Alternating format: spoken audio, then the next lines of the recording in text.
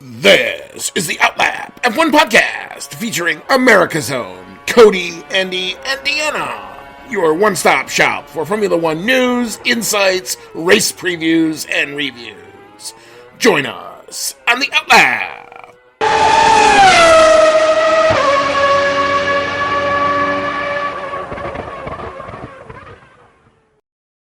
All right, ladies and gentlemen, welcome on in. This will be Season 8, Episode number 12 of the Outlap F1 podcast.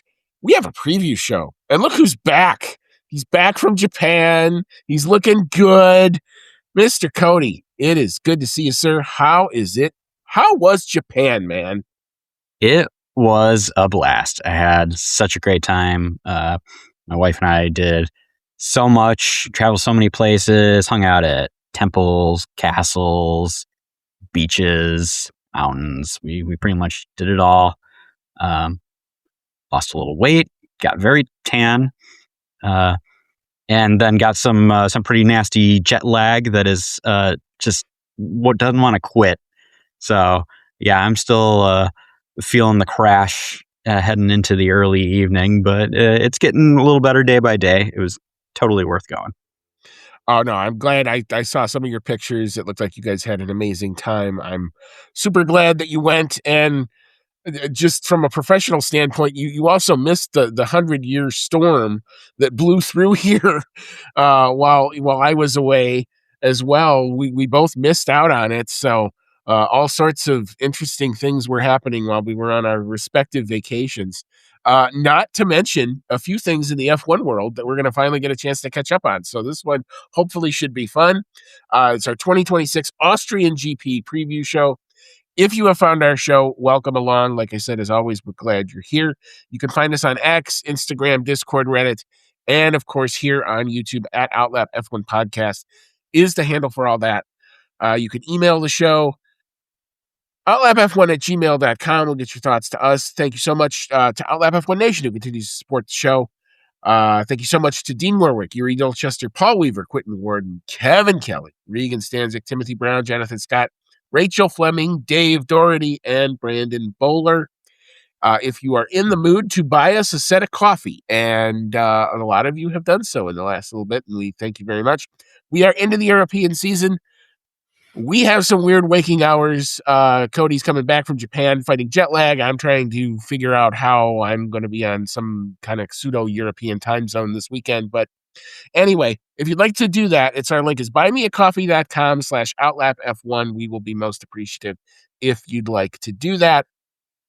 Also, if you enjoy what you're watching or what you're hearing on YouTube or on your favorite podcasting app, you can either leave us a like, a subscribe on YouTube, or a 5-star review on Apple Podcast or Spotify. All right, something we haven't had a chance to do is really delve into the news. And we've had a lot of technical things that have come to light in the last little bit. One thing, and I did mention this on our last review, the Monaco GP saga continues. McLaren and add Red Bull to the appeal of the Pierre Gasly appeal. That looks to be headed to the International Court of Appeal. One protagonist who you could drop from that list is now Mercedes. They have dropped all of the George Russell penalties, the George Russell penalty claims. What a mess, man. I mean, I think we're going to learn the final result of this thing sometime around Christmas. The more you read, it's just terrible. Like, one, it's 2026. We haven't figured out how to do time and distance yet. And when we do, it's all wrong. So I don't know how you ever sort this out. I think you maybe just let it stand and move on. But if this is going to International Court of Appeal, we haven't seen this in a long time. When they actually go that far. Cody, what's your thought? Yeah, it's a little bit of a weird one, and I agree with you that it's like, why are we running into this type of issue now? Like, it definitely looks bad that apparently the timing got all wrong for the Monaco Grand Prix, because clearly a lot of people were getting penalties that shouldn't have been getting penalties. You're definitely in the weird gray area of, well, Gasly is the only one who appealed up front, and they ended up overturning it. And so now you've got everyone else who missed that appeal window or didn't appeal, and now they're appealing Gasly's appeal because they're like, hey, what the hell? Like, what about us? We actually took our penalties and we got nothing out of it. My whole perspective on this was very strange because I did actually have a great opportunity to watch F1 while I was in Japan because everything was on at like 10 or 11 o'clock at night. So, back at the hotel room. But to tell you, it was really, really hard to stay awake because of everything that had gone on during the day. So my initial reaction to this waking up was, holy shit, Gasly was on the podium. And then, having to read everything that went along with that. But yeah, it's wild. It's wacky. I'm predicting that, the Court of Appeals is going to come back and say, yeah, it was a mess up, but what is what is now, and it's just going to stay that way. Yeah, I mean, the thing that gets me is, okay, well, what's the fix? Yeah, they've admitted that they screwed up. The measuring device was placed in a spot that meant that it was giving a false reading of 0.1 km over the limit all over the place. And that's why we ended up with like 6 different drivers at one point getting that 5-second penalty. But how much more do you want to manipulate this? Like,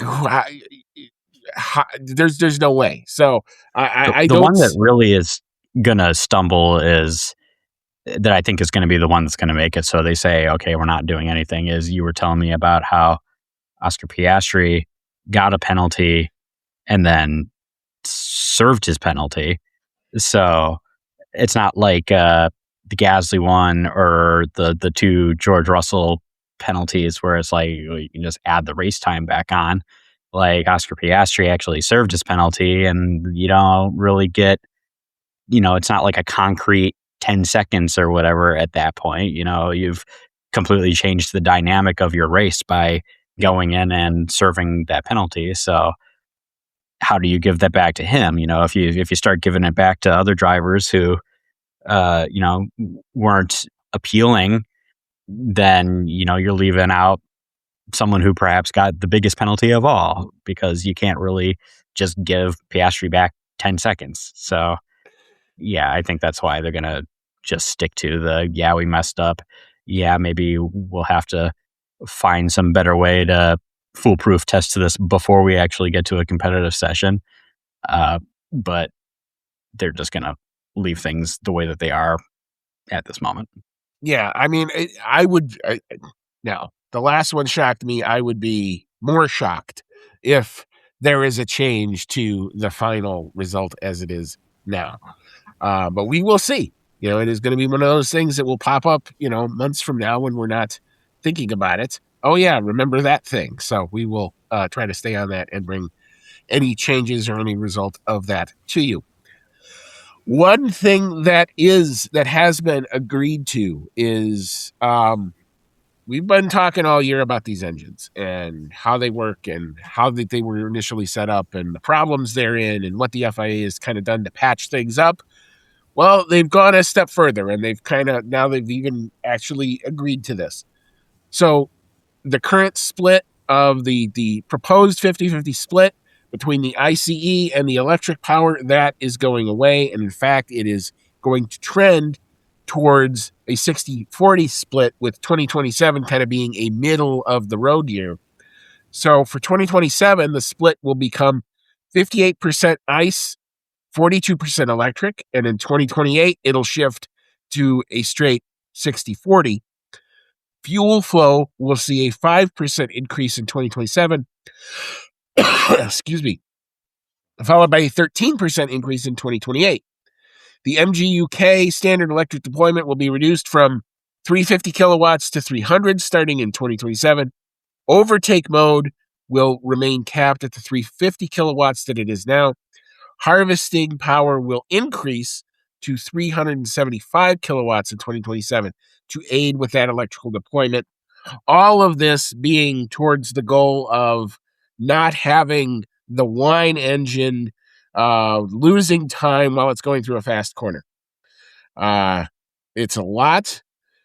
I'm not surprised that they went this route. They had to do something to change that equation because you could clearly see where there were some issues. But Cody, what's your initial thought on all this? I think it's definitely a step in the right direction, and I think it's as good a way as any to salvage a few more years out of these engine regulations. I do not see them sticking around beyond what is currently planned for them because it has been such a shit show. But um, yeah, I think this all makes sense. You're putting more power in the ICE uh, via that increased fuel flow. You're making it so that you are using less of the electric energy, but you're able to recharge more of it. So hopefully that will again continue to help with the issues with super clipping, and all of this should hopefully make the cars more the way that the drivers expect them to drive, which is, if you are able to push the car to the limit, you will see those lap time gains. Whereas currently you have to play games with, where you're deploying energy, where you're recharging, how you do that going into turns and straights and everything. The whole thing we've been talking about is, going slower into turns so that you've got enough energy to deploy on the straight for better lap times. And the drivers don't really like that. It's very counterintuitive. So I think all this, if it makes the cars more natural to drive and puts us back on the, best drivers in the world, pushing cars to the limit, gets you those incremental gains that put you on pole by 100th of a second. That's what we all want to see. So I think this is heading in that direction. We'll just kind of have to see starting next year if it looks like there's going to be even more required to get to that point. I really do think that this whole idea is going to get, this whole idea, meaning these current regulations, is going to get scrapped in a few years, and we're probably going to overcorrect and you say, okay, negative electric power or something like that. But that's all for future F1 to worry about. Yeah, I mean, it seems that because they've already mapped out the 3 years, that what everyone had committed to got me a funny feeling that that's going to be the third and final year of these things, because it's just the way that that even the drivers who were trying to play the PR game, who just at certain moments can't help themselves. And, you finally see the mask come off and go, oh, I really don't like what we're having to do. You get that. And I think a lot of fans outside the sport have understood that, that kind of thing as well. You want F1 to be the fastest drivers in the fastest cars. And if you want to have that, I think you had to do something with your equation. It makes sense what they're doing because you don't necessarily have to change huge pieces of hardware. You take the battery, which is the problematic thing, and you don't make the car as reliant on it. You take the ICE, which for the most part has not been the problem of the reliability game, and you make that do more in the car. So I'm in favor of what they're doing. But what I think this also tells you is you're going to see this for 2028, and then it's going to be a new formula. And I think most of the teams, even the manufacturers, I think the FIA is going to clunk the heads together of all the OEMs to say, get on board with this, because we went in a direction we weren't expecting, and it almost screwed it up. Formula One's in the best position it's been in, and mainly in my opinion, in the last 10 years. And you almost botched it. So you got to be really, really careful about what you do moving forward. But anyway, that's what's been agreed to there. Coming back to the 2026 regs that we have and that we're dealing with, this will be the first race under the Aduo token system that they've already. So this is also an issue that's also on appeal. Red Bull have been judged to have the best engine on power, and they're appealing that decision, because what that means is Mercedes, who's won all but one race this year, get a development token. Ferrari and Audi actually get 2 development tokens, And of course, Honda, who is way at the back and needs all the help they can get, is going to get the maximum amount of help. I don't think anybody has an issue with that necessarily. But the Red Bull getting the most power, I think, was a bit of a surprise. And we all expected Mercedes to be the one, excuse me, that we're going to basically run away with this and not have any development. I get why Red Bull are appealing this, because Ford is his first year OEM in the system, and yet somehow they've managed to do it the best. I don't understand the measurement, but Cody, help me understand this a little bit, because I'm confused. I don't think a lot of people understand the measurement because they won't tell anybody anything. I'm sure I'm going to be the echo in the chamber here because we're a little late to our take on this one. I've seen so many videos and so many takes on YouTube and F1 pundits and everything giving their take on this. So I'm probably going to be on the same side as everyone here when I say, what the fuck? Yeah, it doesn't make sense that Red Bull has the best engine. You know, they're lacking on chassis. Apparently their chassis is still overweight and everything, but I don't know if that really explains everything. And what's coming through here is everything with the Aduo isn't really making sense. Now, Aduo is a great idea in principle to, you know, have these new sets of engine regulations. Everyone's building brand new engines, and you give teams a chance to catch up throughout the year so that you don't have what happened at the start of the last engine regulations where Mercedes gets a massive advantage and they carry that advantage through for like 7 years. I applaud the idea, but the execution leaves a lot to be desired. For one thing, what I've been hearing is that what is being measured for, you know, what teams get Aduo is the internal combustion engine only. And that doesn't make any sense if that's true, because you can apply your upgrades to anything. You can apply it to the ICE or the battery system. So why you would only measure half of the power system if you're going to allow upgrades to the whole power system doesn't make any damn sense. And like, it's just so clear that Mercedes has the best power unit that it just seems like such a joke to be like, actually, technically, if you look at it this way, actually, Red Bull is the best. So joke's on you. Yeah, this is me being a little bit of a bitter Max Verstappen fan too, but it really just doesn't make any sense. So now you've got the team with the clearly the best power unit that has won all but one race is now going to get engine upgrades that might just make them reestablish their advantage or get a bigger advantage. Yeah, that none of that makes sense to me.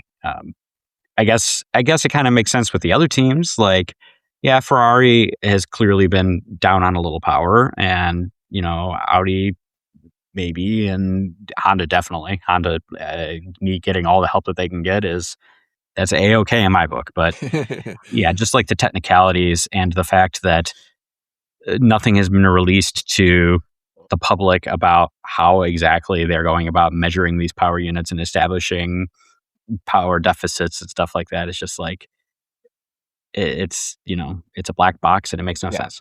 It's yet another mess that we have to try to figure out, and trying to explain it becomes that much harder when you say, like, it doesn't pass the eye test. I mean, for as good as Max Verstappen has been, dragging that car into some heights at certain times of this year, I can't look at it objectively and say, oh yeah, clearly Red Bull have the best engine because they're the best in the straights and they just dominate those circuits and all the other. No, it's just not there. And not only that, but the best by enough of a margin that Mercedes gets an engine upgrade. Right. Like, wait a minute. Like, hold on here. What are we actually doing? Do we not have eyeballs that can see? Or we're using measuring systems that apparently belong in the Monaco pit lane again, because that's kind of, I think, where we're going here. I can't believe Mercedes opened that email, and I guarantee you they did not have any development plans for this year. They had maybe something on the back burner. It was sitting in somebody's office, in a designer's office, collecting dust. And now all of a sudden we get to go, oh, we get an update? Whew, let's go figure out what it is we're going to do. Meanwhile, Ferrari, who were banking on this, now get to deploy an engine update here on this weekend because they already knew they were down on power. That made sense to them. So they had their update ready to go. So it's all just very, very screwy. I can't imagine, like, even if Mercedes. So what happens if Mercedes brings an update to their engine now that this is on appeal? Nobody knows what's going to happen because we never had the scenario before. So it's just a mess. Like, this is, again, why I am 100% confident. We're seeing these regs for 3 years, and we're doing something simpler that makes a whole lot more sense, because this is, it's hard to explain. It becomes really tough as a fan to follow. Yeah, I would. It just doesn't make sense to me. Anyway, I'm Bring lost back for the words. V10s. Well, or something that at least makes sense. Bring back the engines that don't die. Bring back last year's engines. Nobody could kill them. Apologies, guys. I am battling a little bit of a nasal thing here. I'm trying to do my best to push through. So I apologize if I'm hacking a little bit more than I normally would on one of these recordings. I'm trying to hit the mute button where I can. Last story, as we kind of zoom in on the development updates and the development race, McLaren will be bringing, and they're going to go dancing. They're going to dance the Macarena because they're bringing a version of their Macarena wing that will mirror the Ferrari and the Red Bull concepts. They're going to trial it in practice here in Austria. Whether or not they will deploy it for the race is something we don't necessarily know. But they have mentioned it in their official preview that they are bringing it here to at least trial. My guess is you're going to see it for FP1, and maybe that's probably it. I don't think they're going to want to use it here unless they know that it's going to be reliable and that it's going to affect all the tests. This is a lot more about loads and making sure that it functions, that every time they hit the button, that it actually does what they think it's going to do, that actuator works.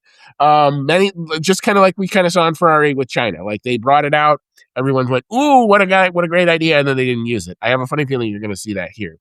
But it is it was interesting when Red Bull deployed theirs. They had a Zach Brown interview, and he was asked about it, and he said, "Yeah, we think the concept is valid," and that just told me that they're working on one. And now I'm not surprised to see it. So, Cody, any thoughts? Yeah, it's just the process of, someone figures out a good way to do something, and eventually all the teams will copy it. Clearly, they all looked at the data at what Ferrari did with their flippy wing and said, hey, they're actually onto something there. Who knows exactly what makes it better than just the wing dropping open or dropping flat like some of the other teams are doing. That probably goes above my understandings of fluid dynamics, but it's they're seeing something there. So I feel like by this time next year, unless someone has come up with something kooky that works even better, I think we're going to eventually see all the teams move toward this flippy Macarena wing design. Now it's just a question of which way is it going to flip, because so far we've got Ferrari flipping one way and Red Bull flipping the other way. So now we're going to see, like, which one do they think is actually better? Right. And then what is the area of the hole that it creates, and actually how much lap time does it help them look to like get? a parachute like the Red Bull car. Yeah, I mean, we will have to see. Yeah, I mean, you could, like I said, you could fit a soccer ball through the Red Bull one. The Ferrari one, I think what I like about that one design is that even when it's up, it's helping, I think, bring some downforce still on the car. It's definitely helping with the straight mode part of it because the opening's bigger, but the wing itself is actually part of the overall concept. So interesting to see kind of what it is. If you're a development nerd like I am, it'll be something I'll be watching for during practice for sure. All right. So we're just going to keep on pressing on. We're going to drop our green flag. We'll talk about the Red Bull Ring, which is where we are racing this weekend. Cody, tell us about the Red Bull Ring. All right. This weekend, Formula One heads to Austria to race around the Red Bull Ring, located in Spielberg, Austria. Number of laps for the Grand Prix is going to be 71, and the length of the circuit is 4.326 kilometers. That's 2.683 miles. Tire selection from Pirelli is going to be the C3, C4, and C5 tire compounds. And the track stats from Pirelli are a 2 out of 5 for traction, 3 out of 5 for braking, 3 out of 5 for lateral load, 3 out of 5 for tire stress, 3 out of 5 for track evolution, a 3 out of 5 for asphalt grip, 3 out of 5 for asphalt abrasion, and a 3 out of 5 for downforce. So pretty much their track facts are all just about right down the middle for this track. Qualifying lap record here is going to go to, that's got to be probably a 2025 there. I don't think Lando Norris was racing around the Red Bull Ring in 2005. Wrong note, but 25. So that's going to be last year qualifying lap record set by Lando Norris with 1 minute 3.971 seconds, while the race lap record was set the year prior, but also by McLaren Oscar Piastri. He did that with a 1 minute 7.924 seconds. Most wins under the current configuration of the circuit is going to go to Max Verstappen with a whopping 5 wins here, managing to get 2 in 2021 when they did the double races here with the Styrian Grand Prix. And then it is a 3-way tie for the next 3 spots. You've got Nico Rosberg, Lewis Hamilton, and Valtteri Bottas, 3 great Mercedes drivers, all with 2 wins apiece here. What's the circuit like, Mindy? All right, it's a small circuit, but the Red Bull Ring does pack a lot into that short lap. The first half rewards power as the cars blast along 3 straights separated by a pair of uphill right-handers. But then, as the drivers work their way down the hill, the circuit becomes a regular toboggan ride as the cars canyon through a series of quick corners, including the exhilarating Rindt right-hander named for Austria's first F1 champion. As for the weather, if you are anywhere in Europe, I feel for you. It is hot. That is the headline that I keep reading. It is hot everywhere, and it is going to be hot this weekend. So for Saturday, sunny skies, going to be very hot, 91 degrees. Ouch, that is warm. Winds out of the southeast at 5 to 10, a scant 1% chance of rain. However, for Sunday, a few isolated thunderstorms developing during the afternoon. Also very hot, high of 92. Winds out of the south at 5 to 10. A 30% chance of rain. Now that, again, as I've said many times, that covers the entire day. A lot of times these are very, in that valley that they do this race, they're very pop-up thunderstorms. They tend to come, rain, and leave. What do we see? Does it happen during the race? We shall see. All right, well, we've gotten you all primed and ready. We're going to take our quick break. We'll come on back, and we're going to get into what we think is going to happen over the course of the Austrian GP weekend. Come on back. You will not want to miss it. You are listening to the Outlap F1 podcast, and we'll be right back after this quick pit stop.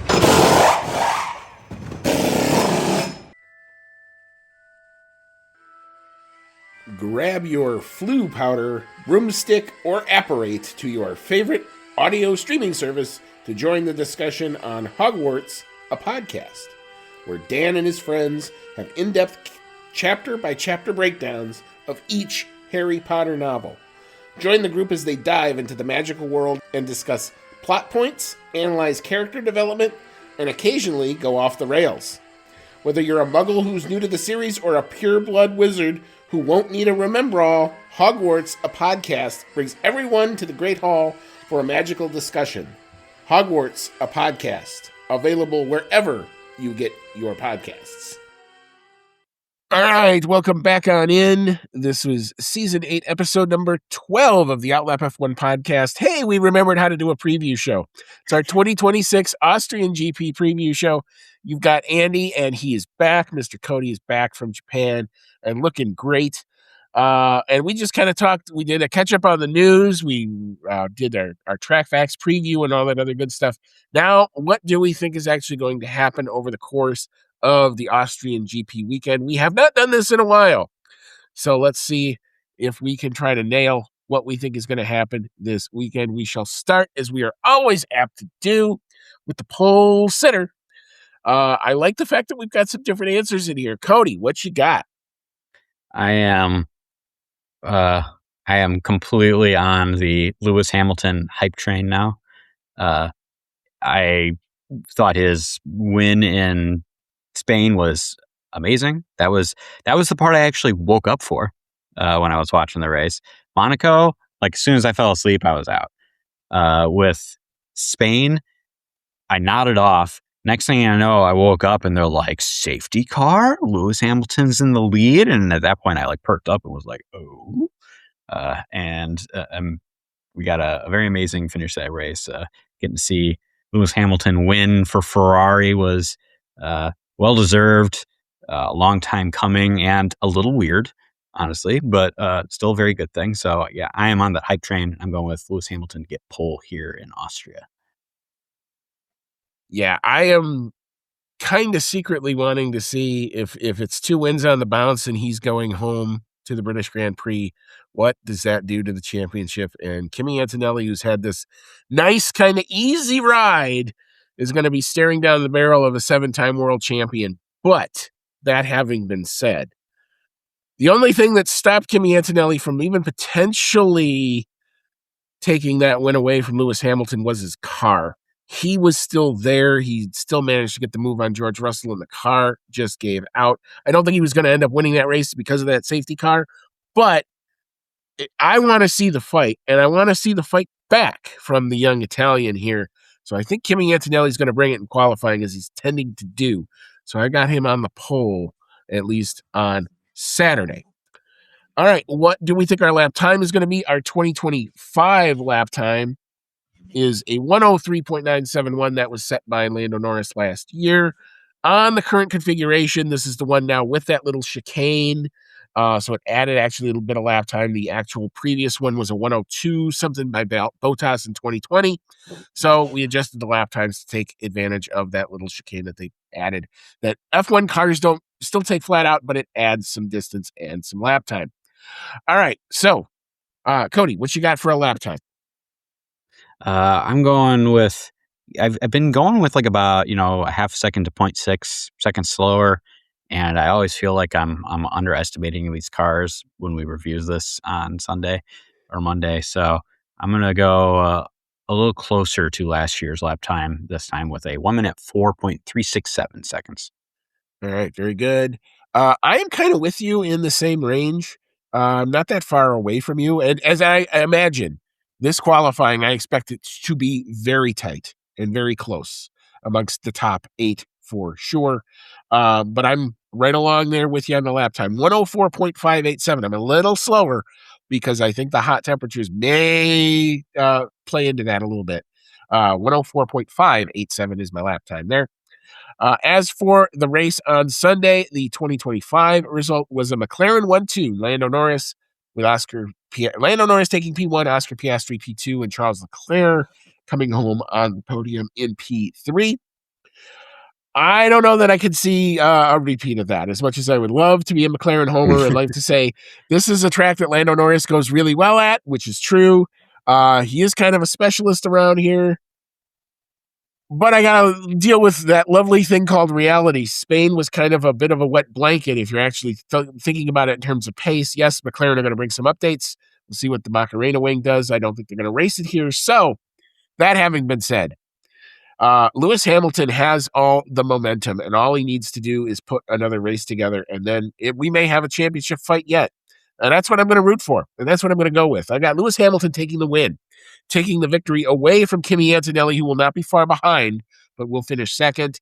And I've got Charles Leclerc, a Ferrari 1-3 on the podium. coming home in third. Cody, what you got for a race podium? I do agree with you, having Lewis Hamilton coming through with a second win here. I also think this is a good chance for George Russell to, bounce back. He did get kind of a surprise win a couple years ago here, so he does know his way around this track. I think he'll be pretty competitive this weekend. So I got George Russell coming in second, and then Kimi Antonelli wrapping up the podium in third. All right, very good. All right, so for fastest lap and the driver, the 2025 fastest lap was set by Oscar Piastri with a 107.924. I got a funny feeling if Lewis is going to be on it, he's going to be on it the whole race. I got him setting the fastest lap. I've got Lewis Hamilton to set it. A 108.458 is my time. Cody, what do you have? I've got Kimi Antonelli taking the fastest lap, and I'm flipping here from the qualifying time. I'm actually going a little slower than you now with the fastest lap during the Grand Prix with a 1 minute 8.600 seconds. So only just slightly slower than you. All right, so we are very close on lap time. Let's see how close we can actually be, or if we're way off. Who knows? All right, so for bonus picks, I think last year we went with P8, P9, and P10. And since we haven't done it for a while, I see no reason to change that. I like looking at the latter part of the points. I've got the law firm of Lawson and Lindblad coming home in P8 and P9, respectively. And because this is a track that also tends to do well for Haas, I can't really explain it. They always tend to go really well here. So I've got them coming home in P10 with Esteban Ocon getting the point. Cody, what do you have here? I do think the Racing Bulls are going to be probably fifth best team this time out. They seem to have kind of slotted in that position for the time being, but I do have it flip-flopped from you. I've got Lindblad in eighth and Lawson in ninth. And then I'm just not really convinced by Haas right now. They did kind of the same thing they always do, where they look really good in the first couple races, and then they kind of start fading back as everyone starts to bring the upgrades. So I've actually got Carlos Sainz coming home in 10th place. All right. Well, Williams could use the point, so we shall see which backmarker team or midfield team will hopefully ascend into the points here. And for our prop bet, because this is the Red Bull Ring, and because the Red Bull second seat is always seems to be a question, but Isaac Hadjar is doing a good job to take that away. Do we see double points for Red Bull in their home race? Cody, what you got? God, I hope so.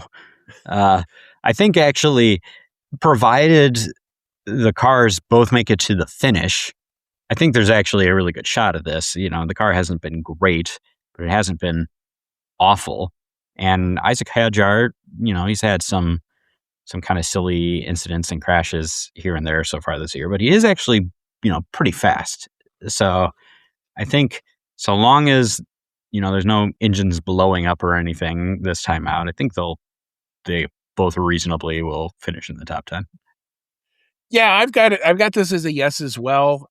Just given the relative form, I do think that unless they do something weird, and that could be messing up the start or having an engine issue or something like that, they should be expected to get both cars home in the points. So I will go yes with that as well. All right, last note before we get on out of here. When and where to watch your F1 this weekend. If you are in the U.S., it is Apple TV or F1 TV. Those are your options for that. FP1 kicks off Friday, and these are what we're going to refer to as the standard European times. 7:30 a.m. Eastern is FP1, 11 a.m. Eastern for FP2. FP3 kicks off an hour earlier at 6:30 a.m. Eastern, 5:30 a.m. here in the Central Time Zone. Qualifying Saturday, 9 a.m. Central, 10 a.m. Eastern, and the race kicks off 9 a.m. Eastern, 8 o'clock a.m. Central. So bright and early if you want to catch your F1 live in the U.S. this weekend. Cody, any final thoughts before we set it up for the race on Sunday? Just that a couple things. I'm looking forward to the Austrian race because the landscape and the scenery around there is stunning. It's always really cool just to see them racing around there with all like the big mountains in the background. On a much different note, I was kind of happy after the fact to have not been part of the podcast weekend for Monaco, because it would have been really awkward for me. Would have been riding so high on Saturday and been completely down in the doldrums on Sunday. I just wanted to get that one in. I don't know if you mentioned this on the podcast before, but I went to a shrine in Japan to pray for Max Verstappen's success on Sunday after he got pole. I actually made a donation at a shrine. I did the whole double bow, clap your hands, bow again. I did it all. I did it the right way. And when he didn't go anywhere off the line, I was like, son of a bitch. Nobody was listening. I went to the wrong shrine. You got to try again. Yeah, I kept telling everybody you needed to find a new shrine. Because just answer me this. When did you actually watch the race? Did you watch it live? I did watch it live. Yeah. You did watch I watched it live. it. Okay. Yeah, I watched it live. It came on at like 10 o'clock local time there. I was all ready and really excited for the start. And then, yeah, he didn't go anywhere. And then he was retired by the end of the lap. And I was like, you know what? Fuck it. If I fall asleep at this point, I don't. I mean, I recounted the story I had because I was watching it in the cabin, and it's, mobile internet, and you don't know how well all that's going to work. So I was not using my normal devices for the normal stuff. And I had the timing up on my iPad, and I was just happened to have it, and I couldn't not see it. And all of a sudden, like, it's way in front of the actual, so they're lining up on the grid on my TV, and I watched the timing, and I just watched Verstappen's name go down the thing, and I went, oh no, oh no. And then I thought, like, I can't text you because I don't know if you are seeing this or not. So I'm I was seeing it. All right, well, I'm sorry that happened. I was actually in that race at that moment. I was actually rooting for Max to get well off the line. I would have loved to have seen a competitive effort from him there. I felt we were robbed of a fight in Monaco. Mm-hmm. So we will see what happens this weekend. Do Red Bull, do McLaren get a little bit more back to form that we're used to seeing over the course of the last few years? Or is it more Mercedes and Ferrari kind of going off on their own? I got a funny feeling it's going to be more of that, where Mercedes, Ferrari are going to be kind of the 1-2. McLaren and Red Bull will be fighting over the third and fourth positions after kind of that. But we will see what happens sometimes. But that's why you run the races. You can have all the good data all you want, but sometimes F1 will give it to you, like I said, many times when you least expect it. That having been said, we will be back hopefully on Sunday night or around there to recap all of the action from the Austrian GP weekend. So look out for that. We will probably return to doing a video at that point. I know I've gotten some questions like, hey, where'd the videos go? One thing, if I'm doing it by myself, I don't know that I want to have just me on there by myself talking to myself. I don't want to know what that necessarily looked like. And two, it does take a lot longer to render the videos. So I have no problem doing it for a review show, but we're probably not going to do it necessarily for the preview. But Cody, it is good. I'm glad you're back. It is good to have you back. We will be back on Sunday with our normal treatment of the Austrian GP. So until then, enjoy this race weekend. Stay safe out there. Crazy world. We just had more storms run through here about a half hour before recording. And as always, may all your laps be fast.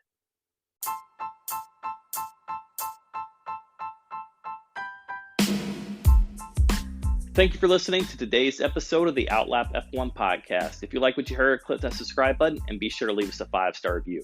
If you want to connect with us outside of the show, check out our website at www.outlapf1.com. Find us on Twitter and Instagram at outlapf1 podcast, or email us at chatnow@outlapf1.com. As always, thank you so much for your support, and we'll see you on the next one.